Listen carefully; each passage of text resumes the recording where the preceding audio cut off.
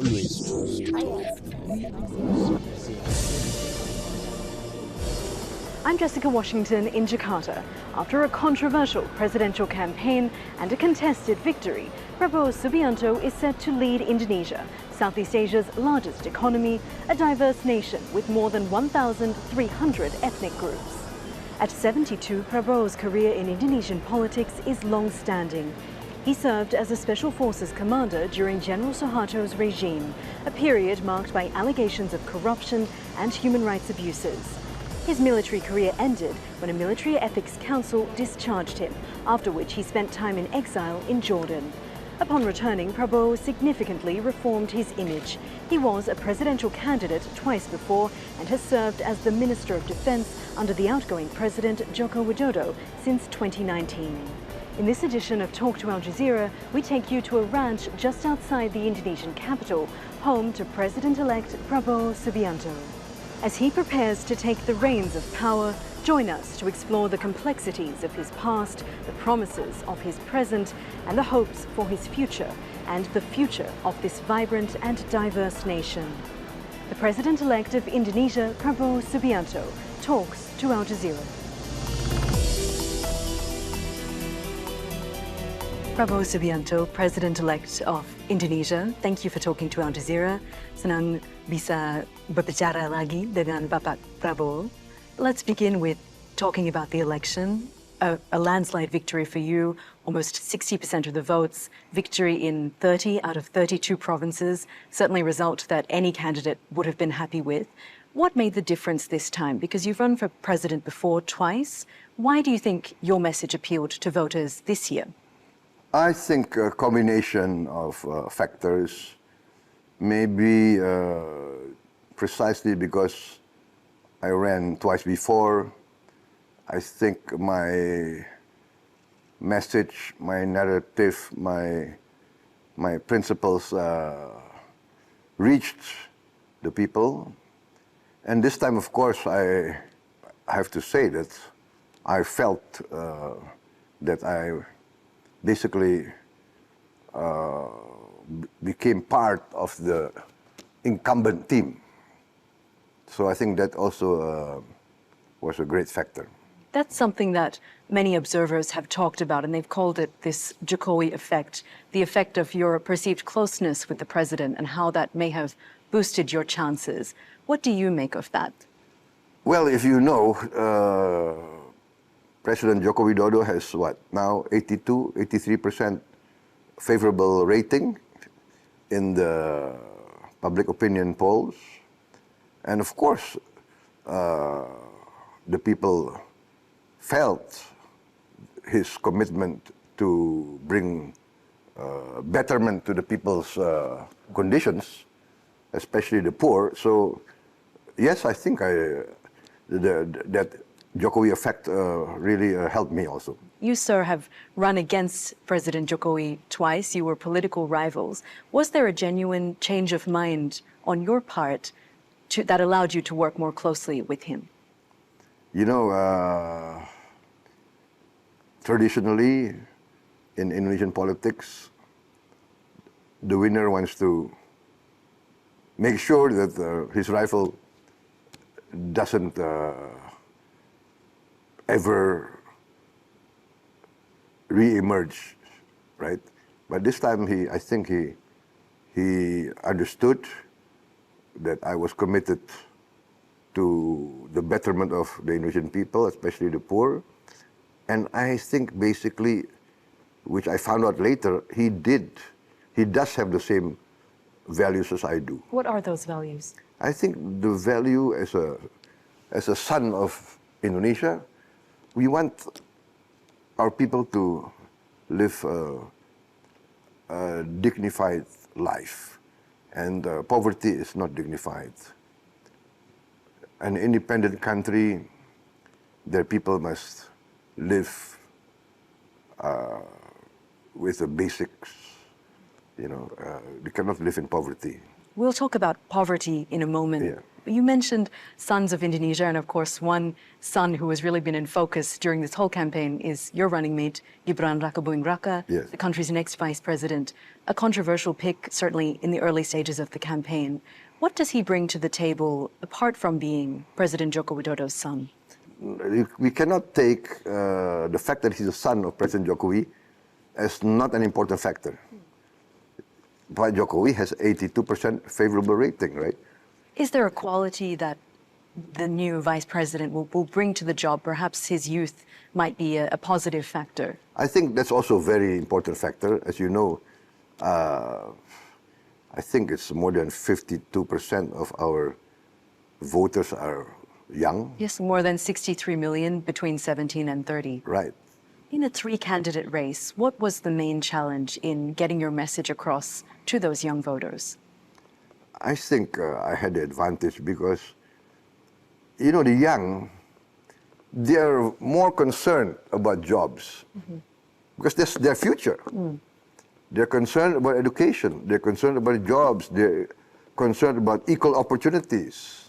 So would you dispute, perhaps there were some criticisms of your campaign that there were some gimmicks with the cartoons and the dances, that it actually wasn't about that, it was about the substance that appealed to young people? Oh, you know, gimmicks are gimmicks, right? I mean, you can have gimmicks and be a clown, right? You can dance all you want and you become a buffoon, or you become... First, I think, is the message. And the young, in this age of social media, the information revolution, you know, they get on very fast. And I think one thing about the young, they see very fast who is genuine and who is acting. So I think I got the advantage there because, you know... The promises of your potential policies rather than the style of the campaign. Yeah, not only promises, they see promises make sense or not, right? Promises make sense, promises solve problems or not. I think that's the... There was also a criticism made during campaign season, before election day, that perhaps your team had an unfair advantage by means of support from the state, by means of potential misuse of social aid. That was something that your opponents repeated, but also some civil society organizations. Does that affect how you perceive the victory in any way at all? Well, you know, accusations are easily made, but when the scrutiny is done correctly, intensively, I mean, you will find out those accusations are very empty and very, I would say, very selfish accusations. So right? you deny there was any conversation about this use of social aid during campaign season? Social aid is there in our budget for many, many years, right? It was approved by all parties in parliament. So what? And then, can you imagine about this aid, social assistance, right? By the way, outside Indonesia, we have a large community of Indonesians living abroad. Malaysia, Hong Kong, Singapore, the Middle East. And I won by 63%, and there was not one social assistance package sent. And I won by 63%, right? And all these social assistance were given in all the provinces, and I lost in 2 of them. Would you be looking to work with the people who opposed you in the election? I am willing to work with anybody for the good of the country. Let's talk about some of the policies that we can expect. And one of the key projects initiated by President Joko Widodo is this new capital project in East Kalimantan. Yeah. Does this project have your full 100% support? This idea of moving the capital was actually for many, many years, since even our first president, President Sukarno. And there was always this move that this capital should be more central position And also that we have problems actually in Jakarta. Jakarta is, I think, already way beyond the capacity of the area to support a population of 25 million people. We have to invest more to save Jakarta. How will you address the concerns about how this project may affect the indigenous communities? There are some NGOs that estimate some 20,000 indigenous people may have to be relocated to make way for infrastructure for the capital. What can be done for them? The interest, the security, and the future of all the indigenous people are highest priority in my view. We have to protect them. We have to secure their livelihood, and we have to do a lot of planning and research that we do not displace too many people. And if we do, we must compensate, and we have to guarantee their well-being. Because this is a theme that comes up not only in terms of the new capital, but whenever there are major development projects, for example, the Mandalika Circuit, Lombok, there are indigenous communities who feel they don't receive the benefits of these major infrastructure. Yeah, I would like to repeat that in my life, in my commitment, that I will defend the interests of my people, indigenous people included. Mm-hmm. We will defend my strongest support are from those who are weak. You've proposed many strategies to help low-income households in particular, but a key promise made during the campaign, and in fact the one that was all over the posters in the lead up to the election, was this free lunch program for school children. More than 80 million people will receive this free lunch and free milk. What is the reason that that program actually is needed? Yeah, I think free meal program is very urgent, and we have to take urgent measures, and the children of Indonesia are our future. I think this is very strategic for the future of Indonesia. The cost has been raised as a potential barrier that in the first year this could cost perhaps $7 billion. I understand the government is already looking at how to fund this program, but to you that's not a concern? To me, that's not a concern. I've studied the problems. I've studied where we can save and where we can reallocate. I'm very convinced. The aim of this project is to improve the quality of education that Indonesian children receive. What do you see as the main... Not only quality, to help them in their health, in their fitness. You know, the stunting of Indonesia children is very, I would say, very saddening. So this program is the intersection of health, education, a variety of aims. But one aim... The survival of the future of Indonesia. Mm-hmm. You know, we have started pilot projects. Already 3 months, we have started, not many, but we started in East Indonesia, we started in Kalimantan. And everybody reports after 2-3 months, the children are more lively, attendance rate increase.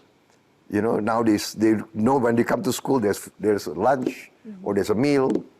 So we are very optimistic about it. Let's take a look at the situation in eastern Indonesia, in Papua. We have seen incidents of torture, human rights abuses carried out by security forces against indigenous Papuans. There was a recent incident where a man was put in a barrel and tortured by security personnel. When you see those incidents, what is your reaction? You know, we are the fourth largest population in the world. Mm. We are the size of Europe, right? We have many incidents, I'm sure. There are violations. But you compare what's happening in many parts of the world, you know.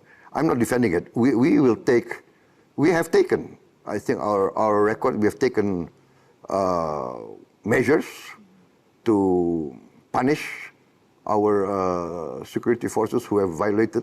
But if you compare with the size of Indonesia, with the size of the population. The incidents seem to be concentrated, though, in Papua rather than throughout the country. How do you know that? Have you been there? Why didn't you go there? Well, it's very difficult, actually, for foreign media to enter Papua. You talk Papua as if... I'm not defending all incidents we will deal with seriously, but you know, your question a bit one-sided. Why don't you open the YouTube on the channels of these so-called Papua independence movement? On their channel, you can see how they mistreat their own people. So would that be ensuring the security of the situation in Papua? How can that be done? Look, Indonesia is not only Papua. We will ensure security all over Indonesia, right? And our approach is always to negotiate. You know, these terrorists who attack their own people, who attack schools, burn, kill civilians. You talk about one incident. Yes. Do you know that they killed workers on the road? Yes, I know that there are. But you didn't ask about it. How many workers they killed? Unarmed civilian workers. How many workers they killed? 2, 3, 4? There have been many incidents. There have been many incidents. Yeah, what I'm saying is, civilians. they carry out acts of terrorism. They what do you call it? Took a hostage, which they have not released, an unarmed foreign civilian, right? Yes. Where is the indignation from the NGOs, from the foreign press? No. I think perhaps the indignation is for both sides, just for people to live safely, Mr. President-elect. And oh yeah, we will secure the safety of our people. They've been attacking civilians many, many times. And you guys don't report that. Well, we try to report the full story. It's there. They propagate it. There is a perception from some human rights groups in Indonesia that perhaps what the situation needs is less militarization. That's our national territory. We are not guided by NGOs. We will be guided by our national interest. There was an earlier, perhaps not a commitment, but something like a promise that the Jokowi administration would allow some observers from the UN to enter Papua to take a look at the situation. But that visit did not happen. Do you see that as something that should happen so that perhaps there can be fewer questions about what is going on? I will study the situation. I will study the situation. And perhaps a visit could take place under your administration? I will study the situation, but as I said, we will think about our national interest. Indonesia is one of the largest democracies in the world, and we just had a very spirited, lively election campaign, and it was quite, it's quite wonderful to see how generally smoothly everything goes in a country of this size. How do we ensure that the democratic freedoms of Indonesians are protected? The democratic system is the interest of the Indonesian people, right? The Indonesian people want a democratic system. Political power comes from the people. We go, we rule, we govern with the consent of the people. And it's our people who decide, right? We are not going to be determined by foreign narratives, right? Foreign interpretation of what democracy should look like. Do you think that those interpretations, when there are these reports that say there's democratic backsliding in Indonesia, is that a misinterpretation from your perspective? Of course. What backsliding? What backsliding? We have how many years of peaceful transfer of government? How many governors have been changed? How many district bupatis have been changed? We have a living and vibrant democracy. Are we satisfied? No. Is there corruption? Yes. That's our problem and we have to deal with it. Democracy is messy. Democracy is tiring. But it's the best system of politics. What is the alternative? Why do I get involved in 4 general elections?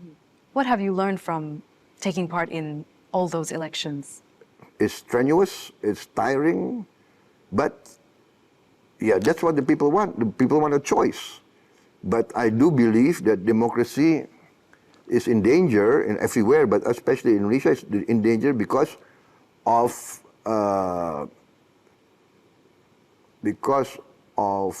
corruption, because of the concentration of wealth. There is a segment of the population, Mr. President-elect, that has expressed some concern on the basis of not your time as defense minister, but your past in the military, that they have concerns about that and accountability. How would you ensure that they also feel that you are a president for them? You talk about democracy, the people have decided. Full stop. What concerns? You know, in every election, they will try to look for this weakness and that weakness and this and that. And if I was a general, I'm a proud general. I serve my people, serve my country. I risk my life for my people. I've been accused of so many things. It's called demonization. So that is called character assassination. It's part of the tools of politics. So I faced that, I risked that. Accusations are completely insulting and very false, but that's the name of the game. For the people who didn't vote for you, what would your message be to them? I told them that they will see. I'm a man of my word. I will prove to them, right? And if you study the social media, many of them have realized. So, democracy elections, there will be hard talk, there will be harsh criticism. That's part of democracy. Fine, but in the end, I feel the mandate. I will work for my people. Even those who do not vote for me, I will defend them. Let's move on to foreign policy. Indonesia has a long history of being non-aligned, charting a middle path. I believe one of the founding fathers referred to it as rowing between two reefs. How much of a priority is this for you? I said many times that this is our tradition, this is our history, that we do not want to belong to any blocs. We do not want to belong, especially military alliances. Our guiding philosophy is to be friends with all countries. In one particular situation that is significant for the region, the South China Sea, do you see that Indonesia could perhaps help with diffusing tensions in the region over that matter? I think we can try, and we would like to try, and we have tried, but we also have shown that by diplomacy, by negotiations, what I call the Asian way, you know, I think we have diffused a lot of situations. I was at the Shangri-La Dialogue in Singapore that year that you gave the speech about the Asian way. Can you explain what that means? Asia, Southeast Asia, we have experienced a lot of foreign interference in the past several hundred years, right? I always say, we never went to Europe, but the Europeans came to us. They basically colonized us. They interfered in our internal politics for hundreds of years. In India, in the Kingdom of Burma, in Indochina, Malaya. In China, China was invaded also in the last 200, 300, 400 years, right? So we experienced that, we have this. And so, for instance, Southeast Asia, we had wars in Southeast Asia. 50 years ago, 60, I mean, you know, Indonesia was in armed conflict with Malaysia, with Singapore. But we solved it without foreign interference. We talked, we met. And that is the Asian way? I think so. In this current geopolitical climate where we see the US and China competing for influence all over the world, but also in Southeast Asia, How does Indonesia manage that situation of, as you say, being friends with everyone, in this case, the US and with China? Because we are very open. You know, we come and say, look, we respect you. We are grateful to you for your past assistance, and we welcome you. Please come into Indonesia, take part in our economic development. We invite the Americans continuously.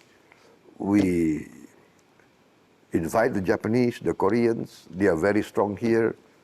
They've invested here. We are open to them. The Europeans we invite. The Chinese we invite. And you were recently in China. Yes, I was in China, I was in Japan, I was in Malaysia. You see, so we are very open. And we tell them, please, you know, by the fact that we are friends with you, does not mean that we cannot be friends with China, with India, with Russia. Indonesia is in quite a unique position in that. We are unique, and I think that's our strength. Do you think there is potential for Indonesia to play a role, perhaps, in diffusing some of that tension between the US and China, or do you see that situation as already being quite manageable? Well, if there are ways that we can be useful, we want to be useful. If there are ways that we can be useful, we want to be useful. But I think the fact that we have to give the example, and we have to give the initiative, that we have to convince all sides that, you know, the world is getting smaller, and prosperity of our people needs peace. There can be no prosperity without peace. You are now in this position of being able to shape Indonesia for this next period. How would you describe your vision for what you would like to achieve in these next few years?